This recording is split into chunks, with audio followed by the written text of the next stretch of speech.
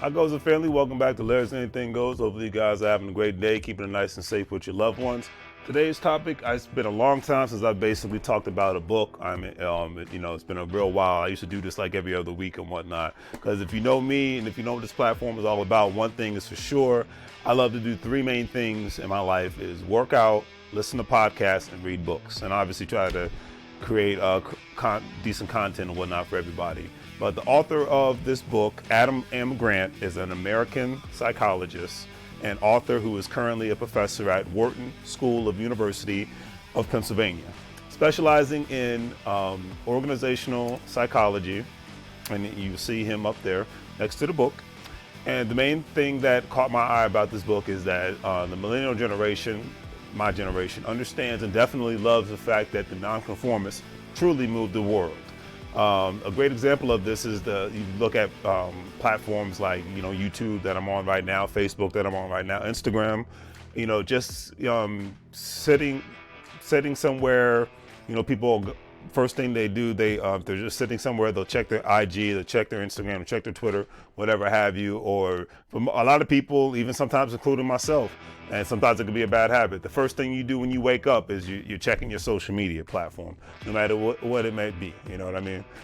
So these platforms were created by people who were nonconformists. I mean, hey, look at somebody like a Bill Gates and a Steve Jobs and whatnot, and a Mark Zuckerberg. Say the list goes on and on. When it comes to nonconformists, you look at a Russell Simmons as a nonconformist, a Jeff Bezos as a nonconformist. Like I said, I can just keep going on and on. And that's what this book really goes into. These platforms were created by nonconformists of the world. Heck, if you really look at Silicon Valley and now the tech scene that's happening in Austin, Texas, and in Atlanta, Georgia, they're booming places economically because the people who had vision and implemented things outside of the box. Now, the book itself really engages and talks about expressing ideas and implementing them, and when necessary, decimate the status quo. And I really like that because I come from a place where the status quo is definitely what it's all about in a sense, the DMV area. But there are aspects of it to where people who didn't follow the status quo and they did really good, But for the most part, because it's a big federal government and military environment, nothing against either or, but it's really more of a structured environment. And the people who are all about the anti-status quo movement, they're in a sense they're all about the anarchy when it comes to creating their products, or creating their content, creating whatever they're trying to create in life and whatnot. They don't want a structured 1, 2, 3. They want a structured 1, 5, 6, 7, and then back to 1 again. So the first chapter goes into even during the 2007 economic downturn. If you don't remember those days, if you don't, they were worse than what we're going through right now, because I'll put it on the same playing field in a sense. The difference was because right now it's worse because at least back then you could still go outside and not be in fear of getting sick in any kind of way. You know what I mean? So that aspect, that's why I said what's happening now is way worse. But economically, the foreclosure rates, we haven't seen those yet, were astronomical back in 2007 and 8 time frame. The job losses were astronomical. During that time frame. Like I said, the only difference is you were able to go outside, but things get created in economic downturns, and I'm sure something new will be created during this economic downturn. We'll just see what happens. You know what I mean?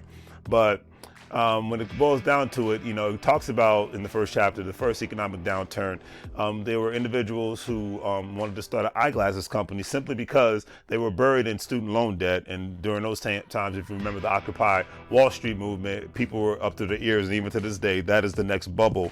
If it's not the housing bubble, it's definitely the student loan bubble.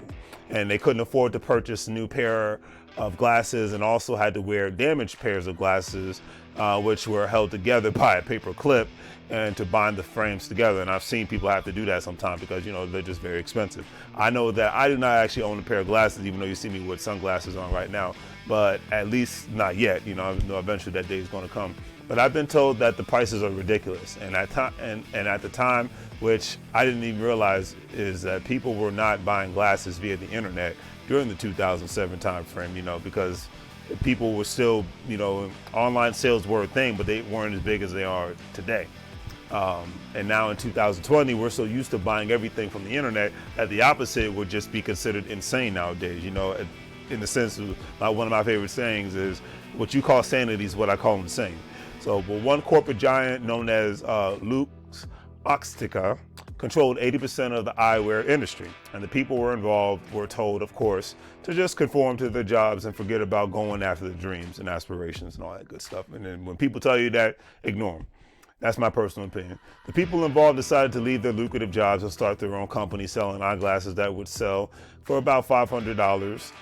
They would sell the eyeglasses for actually $95. The company was called Warby Parker, which was founded in 2010, so it's only 10 years old, in Philadelphia, Pennsylvania, by Neil Blumenthal, Andrew Hunt, and David Gilboa, and Jeffrey Rader.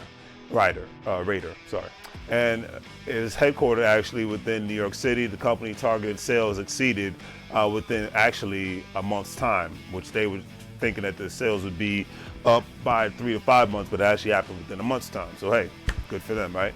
Another aspect of the book that really stood out to me was the deputy director of the Central Intelligence Agency, deputy director of intelligence, Carmen Medina.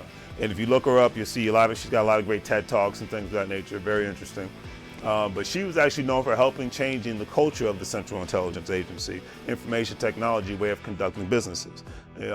Because the thing is, Carmen Medina was even removed from her senior position where all of her decisions were made and placed into she was actually placed into like a senior administrator position because of her speaking against the senior level management. And a lot of times that's what happens when you're in a senior position, you get slapped down because you're not following the status quo, such as the book talks about, and you get put in time out in a sense. But Carmen's main objective was to get the analysts at the CIA to share more information openly in order to be more transparent on classified networks, because obviously at the time, you had that kind of information on a network instead of just having paper copies of it. The WW2 days, World War II mentality, Reagan era mentality was really frowned upon, for people to put something on a network. They thought about the risks being too high, obviously. And the book stated that even though it took years of hard work and trials and tribulations to get her message across to the masses, because of the advancements in technology and newer generations coming to work at all levels in the government agencies, people like Carmen Medina make it more exciting to work for the citizens of the United States of America and one's local, state, and local governments within the community. Last, but definitely not least, another great person that the book talked about was baseball's and entrepreneurial all-star Jackie Robinson, who, if you've never read his books or seen the movie that came out a couple years ago, check it out. Great movie, great books, all that. His life story is tremendous, from one of my favorite areas, Pasadena, California. He's known for breaking the color barriers that were put in place during the major baseball leagues back in the 1940s and 50s time frame. Now, Mr. Jackie Robinson stated in the book that a lot of his success is due to the right role models, which I can agree with, that he had in his life to keep him on the straight and narrow. One thing is for sure, no matter what your upbringing is, good or bad, if you are not around the right people and have a combination of the right mindset, then you will not be successful in life. You can read all the books all day, you can listen to all the podcasts all day, but if you're not around the right people, and if you're not into the implementation club, and if you're into the talking club, you will not succeed in life no matter what your goals and aspirations are. My personal opinion on it. Jackie Robinson went to college and served in the United States Army and played in the major leagues for a 10 years career. Mr. Robinson won the inaugural Rookie of the Year award in 1947, was an All-Star for 6 consecutive seasons from 1949 to 1954, and won the National League's Most Valuable Player award in 1949. He was the first black player to be honored this award. Mr. Jackie Robinson also was the first black television analyst in Major League Baseball and the first black vice president of a major American corporation known as Chock full of Nuts. And I've had that, and it's crazy. Before I did this video, I didn't even realize that he was the founder of that. I used to eat that all the time. In the 1960s, they actually helped establish the Freedmen's National Bank, an African-American-owned financial institution based in Harlem, New York. I believe that bank is still in existence, or it was absorbed by Industrial Bank, which is headquartered in Washington, D.C. So always support the local banks, family. But anyways, after his death, unfortunately, in 1972, Mr. Robinson was awarded the Congressional Medal and Presidential Medal of Freedom in recognition of his achievements on the field and off the field. And it says a lot, in regards to what he went through, what he did, and what he was all about. Got a lot of respect for that generation because they just had it so much harder than we did. We have our issues nowadays, but man, they had to work so much harder and had way less technology. You know what I mean? So But another thing that Mr. Robinson's wife helped create and is still in existence to this day is the Jackie Robinson Foundation, which is the national 501 nonprofit organization which gives scholarships to minorities, youth for higher education, as well as preserving the legacy of Baseball Hall of Fame member Jackie Robinson. One thing that Jackie Robinson was known for saying is that, and I totally agree with, is that I'm not concerned with you liking or disliking me. All I ask is that you respect me as a human being. And I couldn't agree with that more, because that's what I try to implement when I'm dealing with people. Doesn't matter if I like you or do not like you, but I will show you respect as long as the respect is mutual. One thing that all of these people have in common is that they chose to go against the grain. With all the trials and tribulations that were in their way, in this book, the originals, How Nonconformists Moved the World, displays that in a great way. And if this whole situation that's going on across the world has not shown you one thing: the nonconformists are going to have to create new things and implement new ways to make money moves, and not only make money moves, but actually change the freaking world all at the same time, okay? When things get back to normal, quote unquote, things will not really be back to normal, quote unquote. So that's just something to leave away with. Always remember, have a backup plan, and I leave with that is check out my Karatbars International. It's free to join. There's no monthly fee. Sign up as an affiliate.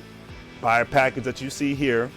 Whatever package you buy, the more money you will be able to get back when you purchase gold and refer others, and they do the same thing. That is the aspect of Karatbars International. It is not a scheme.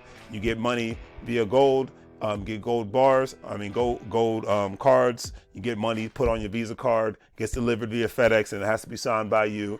And if you want to learn more, inbox me, hit me up if you have my number, and we go from there. Because at the end of the day, when this whole thing is over with, I want people to have more options, not only to make money moves, but then you'll be able to help other people all at the same time. Because nothing gives me more joy than not only be able to make money moves, but to be able to help people do the same thing and have them help me do the same thing. And this is just one way to do it, and there's multiple other ways to get it done. But on that note, hopefully you guys liked the video. Definitely subscribe. That's free. It doesn't cost you any money fees, and it doesn't even require you to refer anybody. It's just a very simple thing to hit this like button, hit the subscribe button, and always remember, especially given the fact of what's going on today, you can't get fired if you own the company, and I want everybody by the end of this year to own something, all right? So take care, family, and have a great day. And don't forget also to check out the online stores if you need any specific products. Take care.